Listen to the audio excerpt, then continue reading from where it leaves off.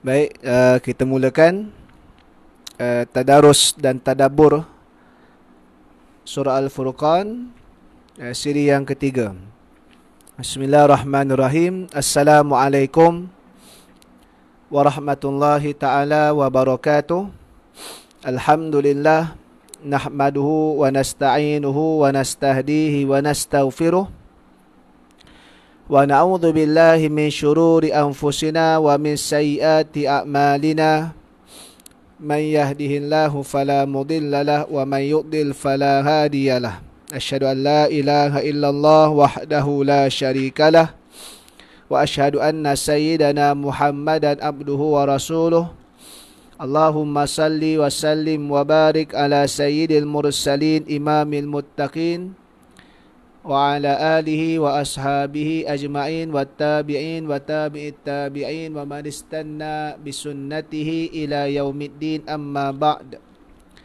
Rabbi shrah li sadri wa yassir li amri wahlul 'uqdatam min lisani yafqahu qawli. Alhamdulillah, syukur kita ke hadrat ilahi.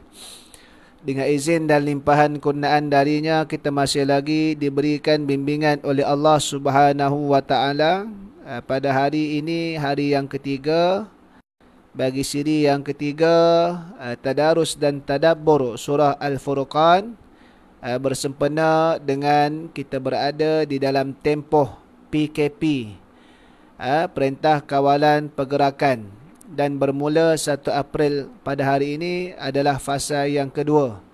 Lebih diperketatkan lagi Perintah Kawalan Pergerakan tersebut bagi tujuan kebaikan semua, bagi tujuan kita memutuskan rantaian COVID-19 yang sedang melanda di negara kita dan di dunia ini. Mudah-mudahan Allah Ta'ala memberikan kita kekuatan untuk berhadapan dengan musibah wabak COVID-19 ini, serta mengampuni dosa-dosa kita atas kesilapan-kesilapan yang kita lakukan yang menjadi asbab untuk diuji oleh Allah akan musibah yang melanda pada hari ini. Baik, insya-Allah semalam kita dah tadarus dan tadabbur pada ayat yang ke-18 sehingga 36. Hari ini kita akan sambung pada ayat yang ke-37. Jadi sama-sama tolong sebarkan link tadarus dan tadabbur ini kepada grup-grup, kumpulan-kumpulan media sosial yang lain, serta kepada kenalan-kenalan yang lain yang ada kelapangan masa pada pagi ini setiap hari sehingga hari Jumaat nanti kita khatamkan 10 suku sehinggalah pukul 11.30 tengah hari lebih kurang, insya-Allah. Boleh tolong sebarkan lagi link ini untuk manfaat bersama, untuk sama-sama kita bertadarus dan juga bertadabbur. InsyaAllah hari ini kita akan sambung pada ayat yang ke-37 sehingga beberapa ayat yang sempat untuk kita capai pada hari ini, insyaAllah. Baik, yang ada tolong sebarkan, tularkan, kongsi kepada orang ramai, insyaAllah. Mudah-mudahan pahala bersama kita perolehi dan manfaat untuk yang lebih baik. Di samping kita berada di dalam rumah, kita mengambil peluang mendekatkan diri kita dengan Al-Quranil Karim. Baik, kita akan tadarus terlebih dahulu. Boleh sama-sama turut di rumah masing-masing dengan mushaf ataupun kitab tafsir yang ada, ataupun menggunakan aplikasi Al-Quran di dalam telefon pintar masing-masing. A'udzu billahi minasyaitonir rajim. Bismillahirrahmanirrahim. Wa qauma nuhin lamma kadzdzabur rusula aghraqnahum wa ja'alnahum lin-nasi ayah wa a'tadna lidh-dhalimina 'adzaban alima. وعادا وثمود وأصحاب الرس وقرونا بين ذلك كثيرا وكلا ضربنا له الأمثال وكلا تبرنا تتبيرا walaqad atau 'alal qaryati allati umtirat mataras saw afalam yakunu yarawnaha bal kanu la yarjuna nusyura wa idza ra'awka yattakhidunaka illa huzwan ahadha alladhi ba'atha Allahu rasula in kada layudilluna an alihatina laula an sabarna 'alaiha wa sawfa ya'lamuna hina yarawna al'adzaba man adallu sabila ara'aita man ittakhadha ilahahu hawahu ara'aita man ittakhadha ilahahu hawahu afa anta takunu 'alaihi wakila am tahsabu anna aktsarahum yasma'una aw ya'qilun inhum illa kal an'am bal hum adallu sabila. Sadaqallahul azim. Kita ambil terlebih dahulu ini ayat 37 hingga 44. Kita tengok ayat ini terlebih dahulu. Kalau ada masa lagi berbaki kita akan sambung insya-Allah. Baik. Maksud ayat ke-37, dan demikian juga kaum Nabi Nuh, tatkala mereka mendustakan rasul-rasul kami, kami tenggelamkan mereka. Dan kami jadikan mereka satu tanda yang contoh bagi umat manusia, dan kami sediakan bagi sesiapa yang zalim azab seksa yang tidak terperi sakitnya. Ayat ini kesinambungan daripada ayat 36 dan 35. Allah Ta'ala mengutuskan Nabi Musa beserta kitab Taurat dan pembantu Nabi Harun untuk berdakwah kepada kaum dia. Namun apabila kaum dia itu mengingkari, maka Allah Ta'ala timpakan azab, Allah Ta'ala binasakan kaum tersebut. Begitulah juga yang ditimpakan ke atas kaum Nabi Nuh alaihi salam, yang mana mereka mendustakan Nabi Nuh, bahkan diuji ke atas Nabi Nuh, kalangan isteri dan anaknya juga tidak menerima akan seruan yang dibawa oleh Nabi Nuh alaihi salam. Ini ujian dalam dakwah. Kadang-kadang orang yang terdekat, orang yang kita sayang pun menjadi ujian. Maka ini adalah ujian yang sangat berat. Dan Nabi Nuh kita tahu dakwahnya cukup panjang kerana usianya pun panjang. 950 tahun berdakwah sebelum berlakunya banjir. Usia dakwah Nabi Nuh 950 tahun sebelum berlakunya musibah banjir yang besar. Dah dibinasa kaum-kaumnya. Tak sampai 100 orang pun yang menerima akan seruan dakwah Nabi Nuh AS. Sebab itu kata-kata hikmah menyatakan dalam kerja-kerja dakwah yang dilakukan, iaitulah mengajak manusia mengabdikan diri kepada Allah, mengajak manusia kepada Islam dan meninggalkan perkara-perkara yang mencanggah syariat, ini satu kerja yang berat. Kata-kata hikmah menyatakan kerja dakwah memerlukan usia yang panjang seumpama usia Nabi Nuh dan kesabaran yang besar sebagaimana kesabaran Nabi Ayub. Kerana apa?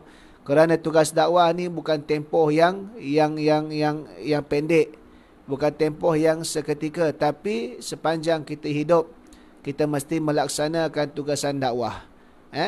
Sepanjang kita hidup, apabila kita mengucapkan syahadataini asyhadu an la ilaha illallah wa asyhadu anna muhammadar rasulullah, kita wajib beramal dengan Islam dan wajib juga kita menyampaikan Islam kepada sekalian manusia. Maka ini tanggungjawab, bukan sekadar untuk diri kita semata-mata, tetapi kita juga memikul tugas yang sebagaimana dilaksanakan oleh para nabi dan rasul dalam nak menyeru umat mereka, menyelamatkan umat mereka daripada kesesatan. Maka begitulah juga yang kaum Nabi Nuh dikenakan musibah azab oleh Allah Subhanahu wa taala, iaitulah ditenggelamkan. Menurut pendapat yang sahih, berlakunya musibah banjir yang besar itu adalah meliputi seluruh dunia. Maka dibinasakan manusia keseluruhannya itu, melainkan mereka yang beriman kepada Nabi, kepada apa yang dibawakan oleh Nabi Nuh itu, dan diperintahkan mereka naik ke atas bahtera yang dibuat oleh Nabi Nuh atas perintah Allah, serta dibawanya binatang secara berpasang-pasangan ke atas kapal bahtera tersebut, dan banjir tadi tu menghancurkan semua. Generasi yang wujud selepas itu adalah generasi yang selamat berada di atas kapal bahtera Nabi Nuh alaihissalam. Sebab itu Nabi Nuh alaihissalam digelar sebagai Abul Bashar Ats-Tsani. Abu Bashar, bapa manusia, Ats-Tsani yang kedua. Kerana apa? Kerana generasi yang baru bermula adalah datang daripada generasi yang berada di atas kapal bahtera yang diselamatkan oleh Allah. Sebelum daripada itu habis, dibinasakan oleh Allah. Bapa manusia yang pertama adalah Nabi Adam AS, kerana dia manusia yang pertama. Tapi Nabi Nuh AS digelar sebagai Abul Bashar Ats-Tsani kerana generasi manusia yang baru adalah selepas daripada musibah banjir besar yang melanda dunia ketika itu. Baik. Ayat 38 yang bermaksud, dan demikian juga kami telah binasakan kaum Ad, Thamud serta Ashabur Rasi, dan banyak lagi dalam zaman-zaman di antara masa yang tersebut itu. Jadi Allah Ta'ala memberitahu akan peringatan pada manusia, kepada mereka yang kufur kepada Allah, mereka yang menentang rasul-rasul yang diutuskan oleh Allah. Kena ingat, pengajaran daripada umat-umat terdahulu, mereka yang melawan Allah, mereka yang menentang akan rasul-rasul tersebut, semua dibinasakan oleh Allah Subhanahu wa Ta'ala. Yang menerangkan kisah kaum-kaum terdahulu yang dibinasakan oleh Allah sebagai pengajaran agar umat Nabi SAW tidak menurut jejak langkah kaum-kaum yang terdahulu. Walaupun zaman kaum-kaum terdahulu, zaman itu adalah zaman yang hebat. Ada yang boleh membuat rumah daripada ukiran-ukiran gunung ganang, hebat. Kaum-kaum terdahulu hebat. Tetapi semuanya apabila Allah Subhanahu wa Ta'ala membinasakan mereka atas kezaliman diri mereka sendiri dan kekufuran kepada Allah, maka tidak ada satu pun yang dapat menyelamatkan diri. Maka begitulah pengajaran kepada umat Nabi SAW. Jangan nak kufur kepada Allah, jangan nak menentang, memusuhi Allah dan Rasulnya. Bila-bila masa sahaja Allah Subhanahu wa Ta'ala boleh menimpakan kebinasaan dalam kehidupan manusia. Ini pengajaran supaya manusia ni hadir rasa takut kepada Allah Subhanahu wa Ta'ala, tidak melawan Allah dan tunduk dan patuh kepada Allah Subhanahu wa Ta'ala.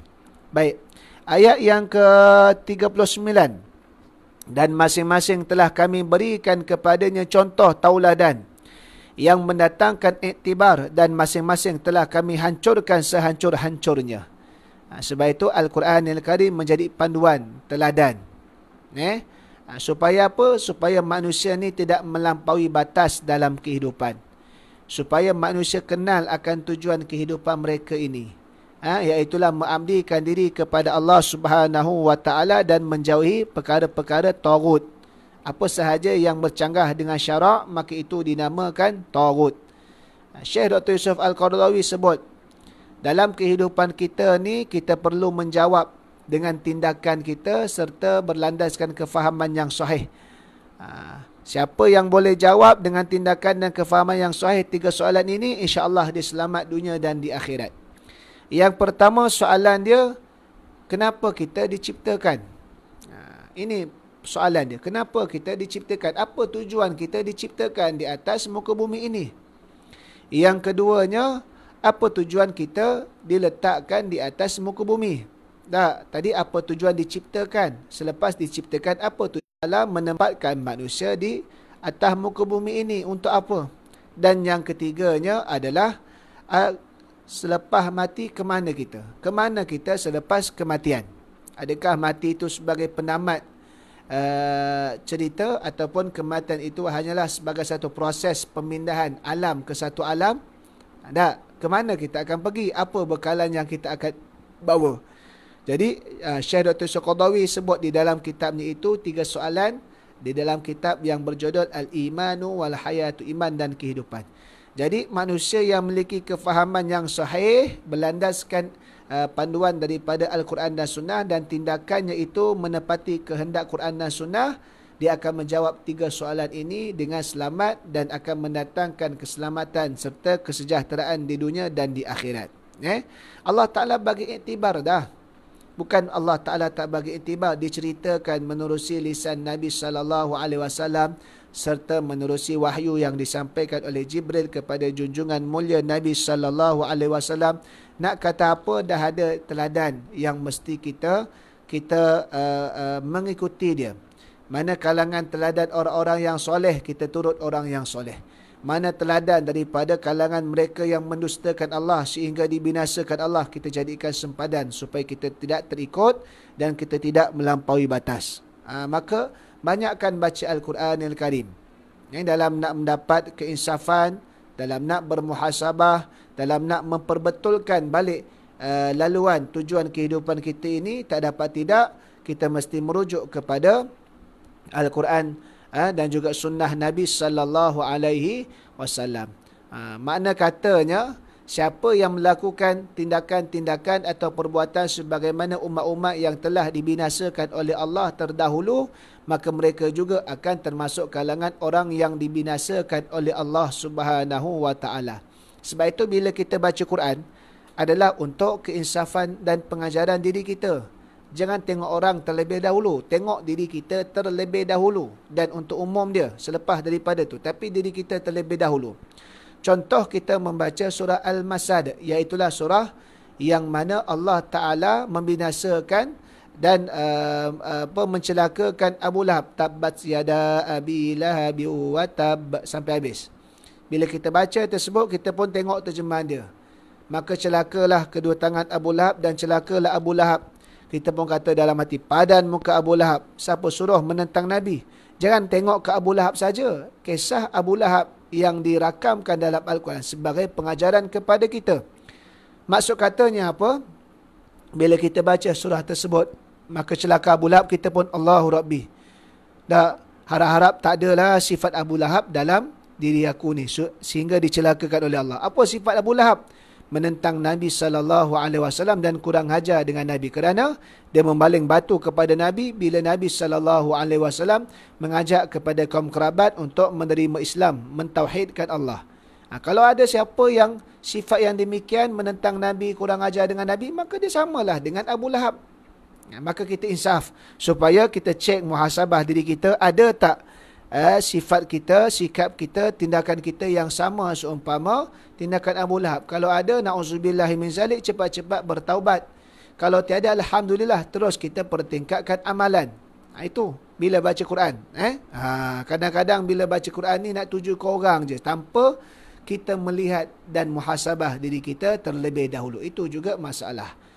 Yang paling utamanya diri kita, kemudian untuk orang ramai. Kalau setiap orang baca Quran dan fahami dengan baik dan mengikut akan petunjuk Quran, insya-Allah dari sudut masalah-masalah dapat diselesaikan dengan izin Allah Subhanahu wa taala. Kerana apa sahaja kerosakan yang berada di atas muka bumi ini adalah kerana tangan-tangan manusia itu sendiri yang tidak bertanggungjawab, yang meninggalkan akan panduan Islam yang telah diberikan.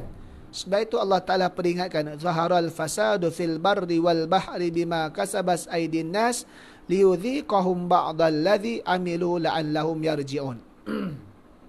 Telah zahir kerosakan di darat dan di lautan dengan sebab perbuatan tangan-tangan manusia itu sendiri. Maka Allah menimpakan kepada mereka, sebahagian mereka akan azab musibah, supaya sebahagian yang lain boleh kembali bertaubat kepada Allah Subhanahu wa ta'ala. Baik, kita sambung kepada ayat yang ke-40. Dan demi sesungguhnya mereka yang menentangmu, wahai Muhammad, telah melalui bandar yang telah dihujani dengan azab yang buruk. Maka mengapa mereka masih berdegil? Tidakkah mereka selalu dapat menyaksikannya? Mereka tidak fikirkan yang demikian itu satu balasan kufur. Bahkan mereka adalah orang-orang yang tidak ingatkan adanya kebangkitan hidup semula untuk menerima balasan. Allah Ta'ala menempelak sikap orang yang telah diberikan contoh teladan pengajaran di hadapan dia. Dia menyaksikan sendiri tempat-tempat sebagai tempat-tempat yang telah binasakan oleh Allah di tanah-tanah Arab, tapi mereka tidak mengambil pengajaran. Akhir sekali mereka terus lalai dan mereka terus melawan akan seruan Nabi sallallahu alaihi wasallam. Maka itu adalah satu sikap yang tidak baik. Allah Ta'ala menghadirkan tanda-tanda kebesaran dia serta pengajaran-pengajaran di sekeliling kita adalah untuk kita insaf dan kita boleh kembali ke pangkal jalan. Namun kalau dengan diberikan pengajaran itu, ujian itu, kita masih lagi tidak bertaubat kepada Allah, maka kita adalah kalangan orang yang berterusan menzalimi diri kita. Seumpama sekarang kita berada dalam musim musibah wabak COVID-19, yang mana ratusan ribu di dunia ini yang telah ada pekes. Yang kematian pun sama, ribu dah. Di Malaysia dah lebih 40 kes kematian, tak silap. Maka berlakunya musibah tadi di Malaysia, di sekeliling kita dan di seluruh dunia ini, mudah-mudahan menjadi ujian bagi orang yang beriman, bagi orang Islam untuk kembali bertaubat kepada Allah. Tinggalkan benda yang lara, tinggalkan benda-benda yang dosa maksiat sebelum daripada ini. Tapi kalau di saat ada ujian yang begitu membimbangkan ini sekalipun, iaitulah wabak COVID-19 ini, masih lagi tidak insaf, maka apa lagi ujian yang mahu diberikan? Maka sudah jelas sama ada hati mereka telah mati ataupun mereka sendiri tetap berdegil. Kerana apa? Kerana mereka tidak merenung dan berfikir secara waras mengikut panduan wahyu ilahi. Maka Allah Ta'ala maksud katanya, jangan nanti di akhirat kita nak buat alasan, kami tak dapat pengajaran pun, kami tak dapat notis pun, kami tak ada terima peringatan pun. Dah tu sekeliling kita, kesan-kesan sejarah yang Allah Ta'ala tinggalkan, kesan dia untuk kita renung bersama. Sebab itu Allah Ta'ala pun suruh kita pergi berjalan di atas muka bumi ini, terutamanya tempat-tempat yang ada peninggalan sejarah terhadap umat terdahulu. Afala yanzuruna afalam yasiru fil ardi fanzuru kaifa kana aqibatul mukadzibin. Dan apakah mereka tidak berjalan di atas muka bumi ini dan menyaksikan bagaimanakah kesan yang Allah Ta'ala timpakan kebinasaan ke atas orang-orang yang mendustakan seruan para rasul mereka. Kan? Jangan buat alasan, sebab Allah Ta'ala dah beri dah tanda-tanda, petunjuk-petunjuk, peringatan-peringatan di sekeliling kita, sama ada yang semasa ataupun berdasarkan peninggalan sejarah. Tinggal lagi hati kita itu yang mesti dibersihkan untuk turut bersama-sama dengan perintah Allah Subhanahu wa Ta'ala. Baik. Ayat yang ke-41, dan apabila mereka melihatmu, wahai Muhammad, mereka hanyalah menjadikanmu ejek-ejekkan sambil mereka berkata, inikah orang yang diutus oleh Allah sebagai Rasul? Antara kejahatan mereka lagi, bukan sekadar mereka tidak menerima kerasulan Nabi sallallahu alaihi wasallam, mereka mengejek dan memperlekehkan Nabi sallallahu alaihi wasallam. Sebagaimana yang lepas, ayat yang ke-7, 8, 9 surah Al-Furqan, pada awal-awal siri pertama kita dibincangkan, mereka menolak kerasulan Nabi. Kerana apa? Kerana Nabi Muhammad SAW, bila Nabi manusia seumpama mereka, maka mereka iri hati. Kenapa bukan mereka yang dipilih? Kenapa tidak diutuskan pula mereka? Permintaan banyak songeh mereka, Rasul kalangan para malaikat, konon-kononnya supaya apa? Supaya biarlah nampak perkara yang berbeza daripada manusia untuk dituruti. Tapi kalau diutuskan diutuskan malaikat sebagai rasul, mereka buat alasan pula. Bagaimana nak turut? Kerana fitrah manusia dan fitrah kejadian malaikat berbeza. Bahkan mereka mempertikaikan, kenapa tak diturunkan kebun-kebun harta kepada Nabi SAW? Kerana apa? Indikator mereka adalah pada materialistik. Sebab itu mereka memperlekehkan Nabi SAW. Kerana mereka meletakkan sesuatu benda nak ikut itu adalah atas materialistik. Inilah cabaran dunia. Di antara fitnah ataupun ujian adalah harta benda. Yang mana kalau manusia ini bersikap dengan materialistik, maka mereka akan binasa. Contoh, kalau kita terlibat dengan sesuatu bisnes, apa perkara yang kita tengok terlebih dahulu? Kita akan tengok keuntungan terlebih dahulu semata-mata. Sedangkan perkara yang terlebih dahulu perlu ditengok adakah sesuatu bisnes itu patuh syariah ataupun tidak. Dalam bahasa orang putihnya dipanggil syariah compliance. Dan adakah suatu urus niaga tadi itu, perniagaan itu, pelaburan itu menepati kepatuhan syariah ataupun tidak. Itu yang perlu ditengok dulu. Tapi umumnya dia akan tengok berapa gandaan keuntungan yang dapat. Berapa besar unjuran keuntungan yang boleh diperolehi dalam masa yang terdekat, apatah lagi dalam masa yang panjang. Akhir sekali masuk sedangkan benda itu adalah benda yang penipuan. Dan bila berlaku penipuan, barulah dia menyesal. Sebab itu ini perkara yang berlaku. Dulu pernah ada sahabat-sahabat junior-junior, dia tanya tentang satu sistem bisnes. Kita dah sebut dah dari sudut prinsip Islam, kalau pelaburan, investment, mudharabah, sekian. Ini syarat asas. Tak kisahlah apa nama jua skim sekalipun, apa nama jua medium transaksi sekalipun, selagi mana kalau dia menjaga asas prinsip muamalat Islamiah ni, kewangan Islam, maka dia kira sah pada syarak. Kalau dia langgar, maka tak sah. Walaupun apa jualah dan yang dijanjikan bintang dan bulan konon-kononnya.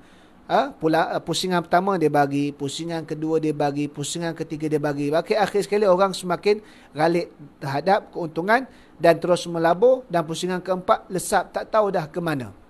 Jangan main-main. Sebab itu hati-hati dalam hal tersebut. Perkara pertama, cari dulu benda yang patuh syariah. Apa jua perkara yang melibatkan. Kerana apa?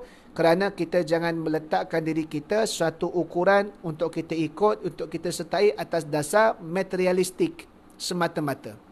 Tapi yang paling penting sekali adalah apa jua keberadaan dan penyertaan kita itu adalah benda yang tidak mendatangkan dosa. Sebab itu kena ingat, dosa pahala ni adalah batasan dalam kehidupan kita. Hatta dalam kita panggil harta benda sekalipun.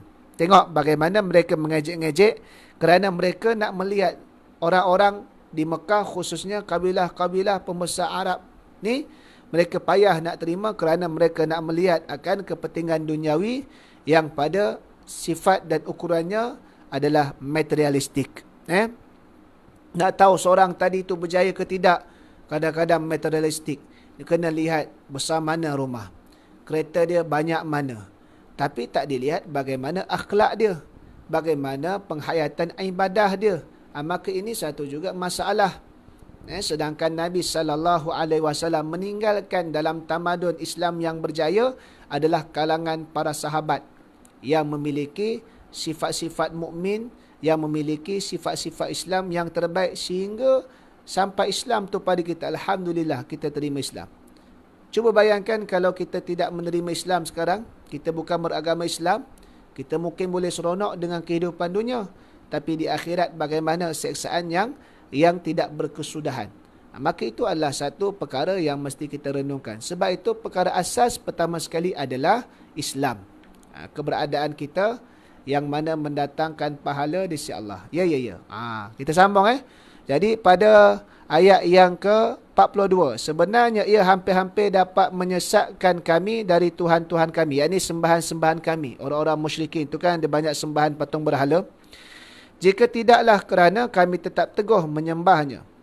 Dan mereka akan mengetahui kelak ketika mereka melihat azab seksa, siapakah yang benar-benarnya sesat jalannya. Mereka tolak Nabi, mereka meremehkan Nabi, bahkan mereka mengatakan Nabi membawa kesesatan. Mereka menganggap kehidupan mereka yang menyembah patung-patung berhala itu adalah kehidupan di atas jalan kebenaran. Ini adalah suatu tipu daya daripada iblis ke atas kehidupan orang-orang musyrikin Mekah. Sebab iblis dan syaitan ini antara tipu daya dia memperlihatkan apa perbuatan kita yang mencanggah dengan syariat itu, tapi ia adalah satu perbuatan yang elok. Walhal kita tertipu. Wa zayyana lahumus syaitanu a'malahum. Dan syaitan akan memperlihatkan, memperindahkan akan amalan-amalan mereka, sedangkan amalan tersebut adalah mensyirikkan Allah. Dan mereka menyembah orang-orang musyrikin Mekah ni, patung berhalanya banyak. Diriwayatkan ada sebanyak 360 buah patung di sekeliling Kaabah. 360 buah patung berhala di sekeliling Kaabah. Yang paling kita panggil top 3 adalah namanya Al-Lata, Al-Uzza, Al-Manat. Al-Lata, Al-Uzza, Al-Manat. Ini top 3 patung berhala yang disembah oleh pihak-pihak, oleh orang-orang musyrikin Mekah tersebut. Sebab itu Allah Ta'ala kata, tengok nanti ke akhirat siapa yang benar, siapa yang sesat. Dakwaan mereka, orang-orang kafir, orang-orang musyrik menyatakan Islam tu sesat. Nanti kita tengok ke akhirat, kalau mereka tak terima, berdegil sampai saat mereka mati pun terus kufur dan syirik kepada Allah, nanti di akhirat kita tengok sahajalah siapa yang benar-benar sesat dan siapa yang berada di atas jalan kebenaran tersebut. Maka mereka adalah ego dan sombong terhadap apa yang diserukan oleh junjungan mulia Nabi Muhammad sallallahu alaihi wasallam. Baik, ayat yang ke-43 yang bermaksud, nampakkah wahai Muhammad keburukan keadaan orang yang menjadikan hawa nafsunya Tuhan yang dipuja lagi ditaati, maka dapatkah engkau menjadi pengawas yang menjaganya jangan sesat. Allah Ta'ala pun kata, wahai Muhammad, tengok tak orang tadi tu. Mereka ni hakikat dia, hawa nafsu mereka tu yang menjadi Tuhan. Kerana apa? Kerana mereka tak berfikir dengan fikiran yang waras, berpandukan dengan kebenaran yang disampaikan. Maka mereka sembah patung kerana hawa nafsu. Hawa nafsu mereka tu yang kita panggil menyesatkan mereka. Hawa nafsu yang telah tertipu dengan tipu daya iblis. Mereka sembah patung kerana apa? Kerana mereka selama ini dalam keadaan mewah, ada harta kekayaan yang banyak. Kalau masuk ke dalam Islam, nanti mereka kena bayar itu, bayar ini, kena infak, kena zakat, kena itu. Maka mereka takut. Dan sebahagian mereka yang tak masuk Islam pun kerana takut salah faham terhadap Islam, konon-kononnya Islam ni menyuruh untuk jadi miskin. Tidak benar. Mereka takut nanti hilang pangkat dan darjat sebab mereka merupakan pembesar-pembesar Quraisy. Sebab itu mereka ni hakikatnya tunduk kepada nafsu. Mereka takut akan kehilangan kepentingan dunia yang sedang mereka miliki sekarang ini. Sebab itu Nabi SAW disuruh oleh Allah tetap memberikan pengajaran, menyampaikan kebenaran dan memberikan peringatan kepada mereka. Itu tugas Rasul. Fa in tawallau fa innama alaikal balagul mubin. Kalau sekiranya mereka berpaling daripada ajakan dan seruan yang kamu sampaikan, maka hanya saja tugas kamu hanyalah menyampaikan. Tugas kita ni menyampaikan sahaja. Mereka nak terima ataupun tidak, itu urusan mereka dengan Allah Subhanahu wa taala. Dan tugas kita sampai. Apa yang terkandung dalam Quran, apa yang terkandung di dalam sunnah Nabi sallallahu alaihi wasallam, itu yang tugas kita sampaikan kepada sekalian masyarakat supaya mereka tahu hakikat kehidupan berlandaskan Al-Quran dan sunnah menurut agama Islam. Dan mereka nak ikut, mereka tak nak ikut, masing-masing akan menjawab di hadapan Allah Subhanahu wa taala kelak. Kita begitu juga, kita menulis dalam media sosial, di Facebook dan seumpamanya. Kita tulis apa sahaja.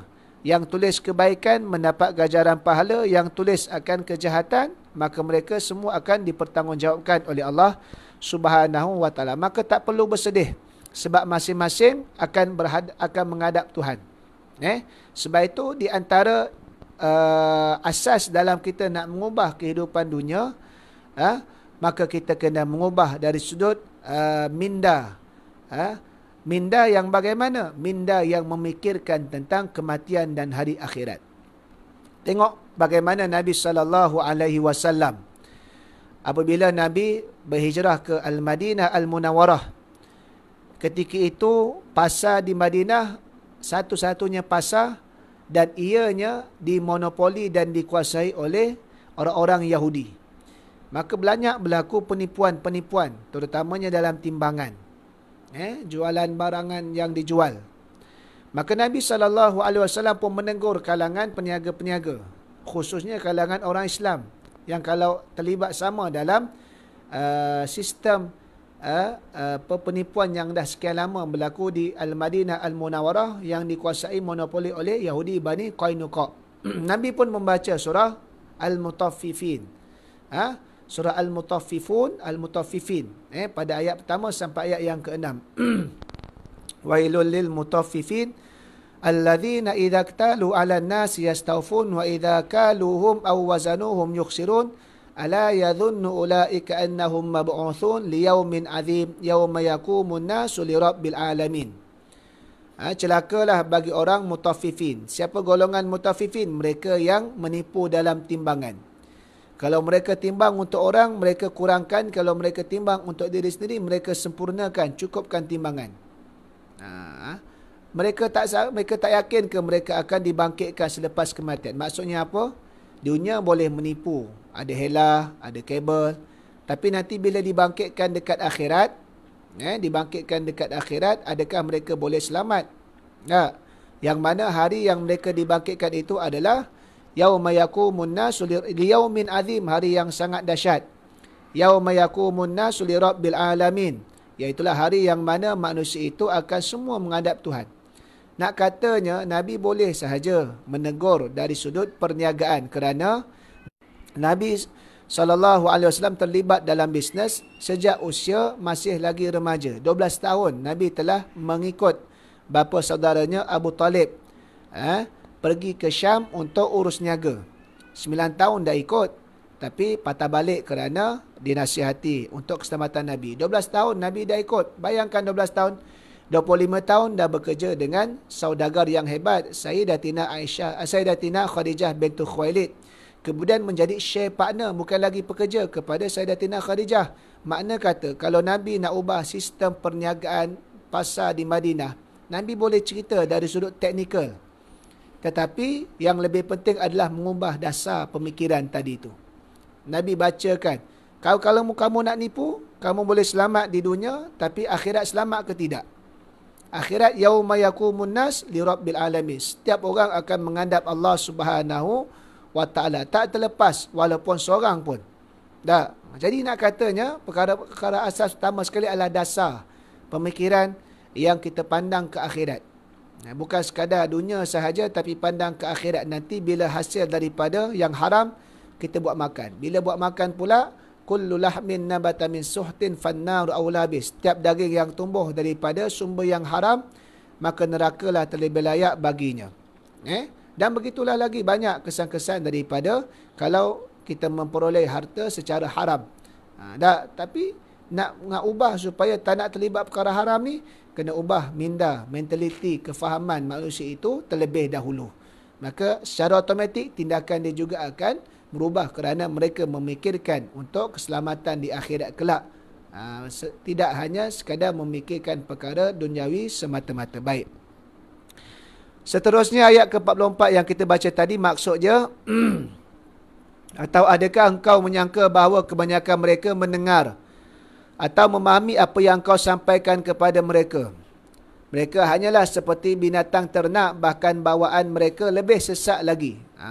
Allah Ta'ala memberitahu kepada Nabi SAW dalam tugas kita menyampaikan, tetapi jangan kita terlebih over excited mengharapkan mereka ni dengar dan terima, khususnya yang pada zahirnya mereka ni memang penentang tegar terhadap seruan Islam. Kita sampaikan tu tugas, tapi tak perlulah nak over excited sehingga mengharapkan mereka ni sungguh-sungguh dengar dan nanti tak lama lagi ikut kita. Akhir sekali bila tak berlaku sebagaimana dalam jangkaan kita, kita pula yang berputus asa. Tak. Sebab kita tahu kerja beri hidayah ni kerja Allah, kuasa Allah, atas izin dia, dalam ilmu dia, atas siapa sahaja yang dia nak bagi. Kerja kita hanya sampaikan. Mereka terima tak terima, mereka menentang ataupun tidak, itu semua jawab di hadapan Allah. Sebab itu dalam buku yang diterjemahkan, yang ditulis oleh Dr. Gharib As-Sirjani, terjemahan dia Interaksi Rasulullah SAW dengan non-Muslim, maka dia memberitahu kepada kita, dalam dakwah kita kepada non-Muslim ada dua kelompok. Satu non-Muslim yang memang penentang tegar, satu lagi yang tak tahu tentang Islam. Kalau yang penentang tegar tu, maka ini peratusan dia dari sudut usaha manusianya, kecil mereka nak terima kerana mereka menentang ada kepentingan yang mereka nak pertahankan. Mereka nak pertahankan pangkat mereka, mereka nak pertahankan kedudukan mereka, mereka nak pertahankan harta benda kemewahan mereka. Maka susah sebab mereka nak ada pendirian mereka terhadap apa yang mereka menentang. Adapun golongan kedua, golongan yang menentang kerana kejahilan. Golongan ni peratusan dia adalah lebih terbuka dan lebih besar untuk nak menerima Islam. Cuma kena kerja gigih. Baik. Jadi golongan yang macam ni yang menolak Islam kerana kejahilan, maka kerana itulah apabila sampai kepada mereka kebenaran, sesuatu fakta yang benar, maka mereka akan berfikir dan terbuka minda mereka dan mudah-mudahan Allah Ta'ala bagi hidayah. Kerana mereka bukan menentang kerana ada kepentingan, tapi kerana jahil. Kan musuh utama bagi manusia ini adalah jahil. Mereka menentang apa yang mereka tak tahu. Maka ubat bagi kejahilan adalah ilmu. Sebab itu wahyu pertama yang diturunkan oleh Allah Subhanahu Wa Ta'ala kepada Nabi pada surah Al-A'la, Iqra' bismi rabbikal ladzi khalaq, itu kan. Surah Al-Alaq. Surah Al-Alaq 5 ayat pertama tu cerita berkenaan dengan ilmu. Kerana nak mengubah sistem kehidupan manusia ini adalah asasnya dengan pendidikan dan juga ilmu. Baik. Bahkan Allah Ta'ala tempelak mereka yang menentang Nabi ini, walhal telah sampai kepada mereka seruan, telah sampai kepada mereka Nabi SAW, mereka ni lebih teruk daripada binatang. Kerana apa? Kerana binatang tidak dikurniakan akal. Mereka hanya ada otak tapi tak ada akal. Adapun manusia adanya akal. Itu yang kehidupan manusia berkembang. Daripada masa ke semasa, akal inilah yang boleh memproses maklumat-maklumat untuk dianalisis dan juga dibuat pertimbangan. Maka itu yang lebih teruk. Yang dah ada akal tak boleh terima, maka lebih teruk daripada mereka ataupun haiwan yang tak berakal. Baik. Kita sambung sikit lagi. Ada masa lebih kurang 17 minit. Beberapa ayat lagi. Bermula ayat 45 sampai 52. Kita ambil 45 sampai 52. A'udzu billahi minasyaitonir rajim. Alam tara ila rabbika kaifa maddadh-dhilla walau syaa'a laja'alahu sakinan thumma ja'alna asy-syamsa 'alaihi dalila thumma qabadnahu ilaina qabdan yasira wa huwa alladhi ja'ala lakumul laila libasan wan-nawma subutan wa ja'ala an-nahara nushura wa huwa alladhi arsala ar-riyaha bushran bayna yaday rahmatih wa anzalna minas samaa'i ma'an tahura linuhyiya bihi baldatan maytan wa nuskiyahu mimma khalaqna an'aman wa anasiya katsira walaqad sarrafnahu bainahum liyadhakkaru fa'aba aktsarun nasi illa kufura walau syi'na laba'athna fi kulli qaryatin nadhira fala tuti'al kafirina wajahidhum bihi jihadan kabira. Okey, baik. Kita sambung 45 sampai 52. Ini untuk last lah ni hari ni. Nanti yang lain kita akan sambung esok dan lusa. Ayat 45, tidakkah engkau melihat kekuasaan Tuhanmu? Bagaimana ia menjadikan bayang-bayang itu terbentang luas kawasannya. Dan jika dia kehendaki, tentulah ia menjadikannya tetap, tidak bergerak dan tidak berubah. Kemudian kami jadikan matahari sebagai tanda yang menunjukkan perubahan bayang-bayang itu. Makna kata, setiap kejadian yang diciptakan oleh Allah semuanya ada hikmah untuk difikirkan, termasuklah bayang-bayang. Bayang-bayang itu pun difikirkan. Kenapa bayang-bayang ni boleh muncul? Kerana adanya cahaya yang dilindungi oleh objek yang menghalang cahaya tersebut, menyebabkan berlakunya munculnya bayang-bayang. Dan bayang-bayang tu pula bergerak sebagaimana empunya bayang-bayang. Dia tidak tetap. Sedangkan Allah Ta'ala sebut kalau Allah Ta'ala boleh je buat tetap. Tapi atas kuasaan Allah, Allah buat dia bergerak sebagaimana Tuhan empunya bayang-bayang. Maka kita fikir, apa hikmah di antara bayang-bayang? Di antaranya sebagaimana yang dikatakan oleh Syekh Ibnu Athaillah As-Sakandari dalam kalam hikmah dia yang membawa perumpamaan, bayang-bayang ni bukanlah objek yang sebenar. Bayang-bayang ni adalah gambaran kepada objek yang sebenar, iaitulah pemilik bayang-bayang. Contoh, kita semua ada bayang-bayang. Duduk di luar rumah, ada cahaya matahari, pancar ke arah kita, nanti nampak bayang-bayang kita. Maksudnya, mana objek yang sebenar? Kita ke ataupun bayang-bayang? Sudah pasti objek yang sebenar adalah kita. Bayang-bayang tu gambaran daripada kita. Hasil daripada cahaya. Maka Syekh Ibnu Athaillah As-Sakandari mengatakan, maka begitulah makhluk. Makhluk ni adalah gambaran kepada tanda kekuasaan Allah. Yang hakikat wujud sebenar-benarnya adalah Allah. Maka mengapa kita memberikan fokus pandangan kepada makhluk sehingga kita melupakan kepada Allah yang menciptakan makhluk? Kan bukankah setiap kejadian ini, dunia ini, alam ini, manusia, jin dan sebagainya adalah sebagai gambaran tanda kekuasaan Allah. Allah menciptakan ini untuk sekian, Allah ciptakan ini, manfaat ini, Allah ciptakan ini. Kan tanda kebesaran, gambaran kekuasaan Allah. Maka hakikat di mana? Kembali kepada Allah. Kita ni semua adalah gambaran kepada tanda penciptaan kekuasaan Allah Subhanahu wa Ta'ala. Maka kenapa masih lagi ada yang tunduk dan patuh kepada manusia? Yang memperhambakan diri kepada nafsu dan juga manusia. Kenapa tidak kembali tunduk dan patuh kepada Allah? Kerana hakikat tu daripada dia. Begitulah yang nak dimaksudkan. Sebagaimana yang boleh kita kaitkan dengan hikmah bayang-bayang tersebut. Bayang-bayang bukan hakikat, tetapi Tuhan empunya kepada bayang-bayang, itulah objek yang hakikat dia. Maka kejadian alam ini bukanlah hakikat, adalah hanya gambaran sebagai tanda kekuasaan penciptaan Tuhan. Hakikatnya adalah Allah Subhanahu wa Ta'ala. Kembali kepada Allah, mohon perlindungan kepada dia. Kemudian 46, yang bermaksud, kemudian kami tarik balik bayang-bayang itu kepada kami dengan beransur-ansur.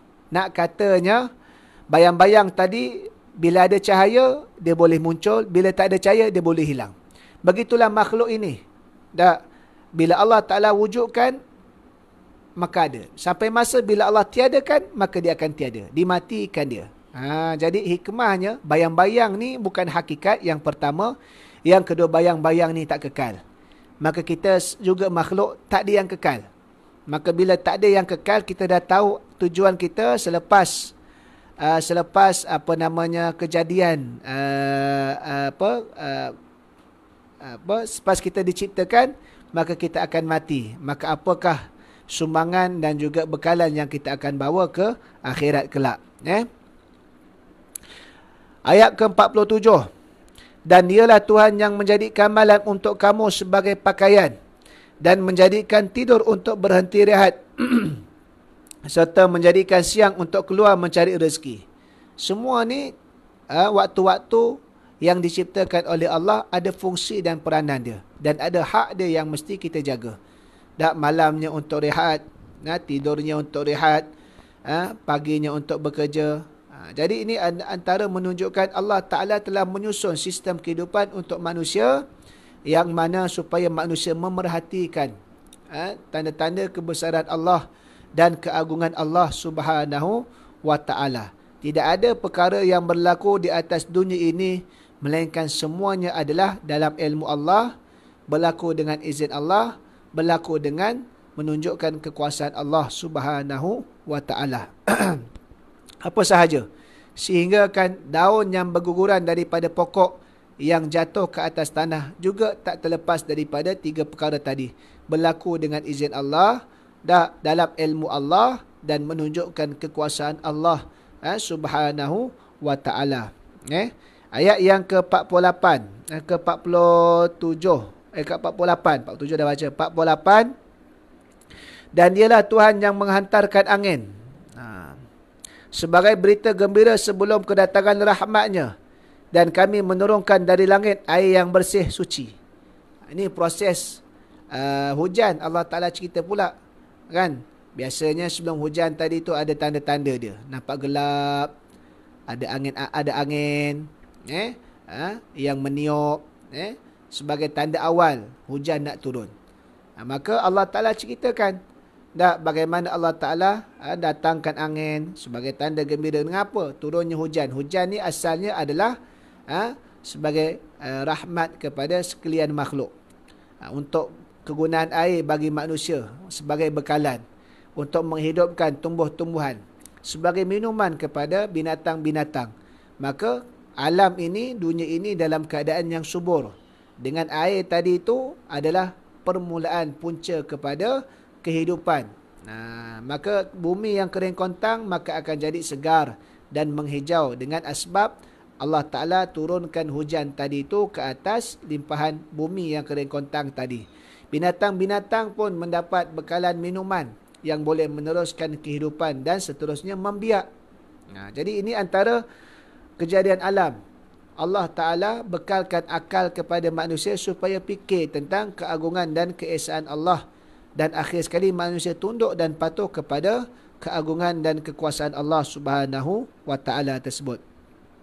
Ayat yang ke-49. Untuk kami hidupkan dengan air itu bumi yang mati, yakni kering kontang.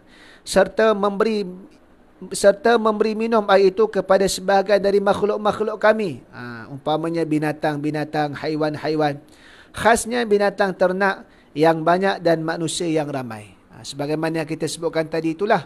Allah Ta'ala turunkan hujan, manfaat semua dapat. Dan sebab itu bila turun satu hujan, diajarkan doa kepada kita oleh junjungan mulia Nabi sallallahu alaihi wasallam yang berbunyi Allahumma sayyiban nafi'ah. Ya Allah, timpakan kami akan sesuatu yang manfaat. Ataupun dalam lafaz yang lain, Allahumma ja'alhu sayyiban nafi'ah. Ya Allah, jadikan hujan ini sayyiban nafi'ah, satu perkara yang menimpa, yang mendatangkan manfaat. Boleh baca Allahumma sayyiban nafi'ah pun boleh, ataupun Allahumma ja'alhu sayyiban nafi'ah. Ya Allah, ya Tuhan kami, jadikan air hujan ini satu perkara yang menimpa, yang mendatangkan manfaat. Baik.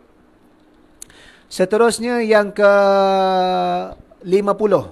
50 sampai 52 kan, akhir kan. 50. Dan demi sesungguhnya kami telah berulang-ulang kali menyebarkan hujah-hujah di antara manusia melalui Al-Quran, supaya mereka berfikir untuk mengenalku serta bersyukur. Dalam pada itu kebanyakan manusia tidak mahu melainkan berlaku kufur. Nak katanya petunjuk dah ada. Sama ada daripada Al-Quran ataupun teladan Nabi sallallahu alaihi wasallam. Kalau manusia mengkaji dengan akal yang waras, dengan hati yang lapang, dengan benar-benar ingin mencari bukti kekuasaan Allah Subhanahu wa Ta'ala, manusia akan jumpa. Berapa ramai saintis-saintis yang telah mendapati kebesaran Allah menerusi kajian-kajian sains yang mereka kaji. Sehingga kan Allah Ta'ala memberikan hidayah kepada mereka. Begitu juga dengan mereka yang berada di lapangan bidang masing-masing. Semuanya ada petanda-petanda daripada Allah. Al-Quran bukan semata-mata sains, tapi Al-Quran adalah sains, iaitulah tanda. Nak cari tanda apa? Bincang psikologi, ada asas dan dasar dia dalam Quran. Nak bincang bab kewangan pun ada, politik pun ada, pemerintahan pun ada, ibadah, pernikahan, semua ada. Sebab dia adalah dasar perundangan asas. Dia berikan panduan-panduan kepada kita. Kemudian Nabi SAW menunjukkan praktikal dia, menerusi teladan Nabi SAW. Namun masih lagi manusia yang tidak mahu beriman, maka mereka itulah kufur. Kufur ni mereka yang ingkar. Mereka yang kufur, menolak kebenaran, yang ingkar kebenaran kerana pelbagai faktor lah. Sama ada kepentingan duniawi, sama ada kejahilan, sama ada terpengaruh dengan kefahaman-kefahaman yang menyeleweng dan seumpamanya. Maka ini adalah cabaran dalam dakwah, yang mana kita akan berhadapan dengan manusia ni. Walaupun Islam tu benar, dan memangnya benar, tidak ada yang benar melainkan Islam, tapi tetap ada manusia yang tidak mahu menuruti kerana hawa nafsu dalam keadaan yang yang telah ditipu oleh syaitan, ditutup kebenaran.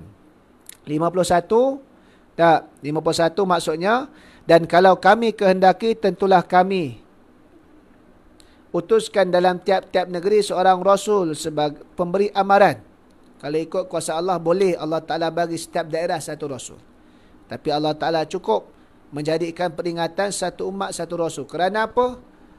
Yang penting bukannya bilangan Rasul. Yang penting adalah maklumat tadi itu telah disampaikan secara amanah oleh Rasul tersebut kepada umat mereka. Tak, mereka terima maklumat tadi yang benar, mereka ikut. Itu yang paling penting sekali. Sebab setiap Rasul ada umat dia tersendiri. Adapun bagi Nabi SAW, umat Nabi SAW ada sekalian manusia. وَمَا أَرْسَلْنَاكَ إِلَّا كَافَةً لِلنَّاسِ بَشِيرًا وَنَذِيرًا. Dan tidaklah kami utuskan kau, wahai Muhammad, untuk sekalian manusia, menyampaikan berita gembira dan memberikan peringatan. Baik. Dan 52 yang terakhir untuk pada hari ini yang bermaksud, oleh itu janganlah engkau, wahai Muhammad, menurut kehendak orang-orang kafir, dan berjuanglah dengan hujah-hujah Al-Quran, menghadapi mereka dengan perjuangan yang besar dan bersungguh-sungguh. Pesanan daripada Allah, menunjukkan seruan dakwah dan perjuangan Islam ini bukan satu kerja yang mudah, bahkan ianya pasti ditentang oleh mereka yang memusuhi Islam. Sebab itu Allah Ta'ala kata bersungguh-sungguh dalam keadaan asas perjuangan kita ni adalah sumbernya Al-Quran Al-Karim. Maka kita berhujah bukan berhujah dengan emosi sebagaimana pihak-pihak kafir ataupun mereka yang menentang dan menolak Islam. Hujah kita adalah Quran yang datang daripada Allah Subhanahu wa Ta'ala. Sebab itu mereka yang berjuang dalam keadaan mereka memperjuangkan Islam, mereka juga tidak boleh tinggal untuk menambahkan ilmu, belajar daripada masa ke semasa supaya dilengkapi dengan bekalan-bekalan bahan-bahan dakwah tadi itu dan keyakinan dalam diri. Sebab itu walaupun kita dalam keadaan kita menyeru, kita melaksanakan kerja dakwah amar ma'ruf nahi munkar, tapi kita jangan tinggal majlis ilmu, jangan tinggal usrah, jangan tinggal liqa fikri, apa jua muhadarah majlis-majlis ilmu yang baik untuk membentuk pemikiran supaya kita memahami Islam dengan kefahaman yang sahih, memahami akan kesyumulan Islam yang meliputi semua aspek dalam kehidupan sebagaimana yang ditunjukkan dan diberikan teladan oleh junjungan mulia Nabi Muhammad sallallahu alaihi wasallam. Jadi saya kira sekadar itu saja untuk hari yang ketiga, siri yang ketiga ini kita baca pada ayat 37 sampai 52. Nanti baki lagi untuk kita habiskan sehingga 77 ayat. Kita akan habiskan pada siri yang keempat dan yang kelima esok 2 April dan 3 April hari Jumaat, insya-Allah. Mudah-mudahan diberikan izin oleh Allah dan kekuatan oleh Allah untuk kita habiskan 5 hari ini bermula 30 Mac baru-baru ni surah Al-Furqan. Jadi siapa yang terlepas rakaman siri 1 dan 2 boleh pergi ke channel YouTube Zuhaili Saiman. YouTube Zuhaili Saiman, di sana kita ada muat naik akan rakaman siaran siri yang pertama dan siri yang kedua, ayat pertama sampai ayat ke-18 siri yang ayat pertama sampai 17 siri pertama, siri kedua 18 sampai 36. Mudah-mudahan ada manfaat bersama dan jangan lupa untuk subscribe YouTube Zuhaili Saiman, ajak orang ramai, kenalan, jiran, rakan dan sebagainya. Mudah-mudahan dapat disebar luaskan lagi. Assalamualaikum warahmatullahi taala wabarakatuh.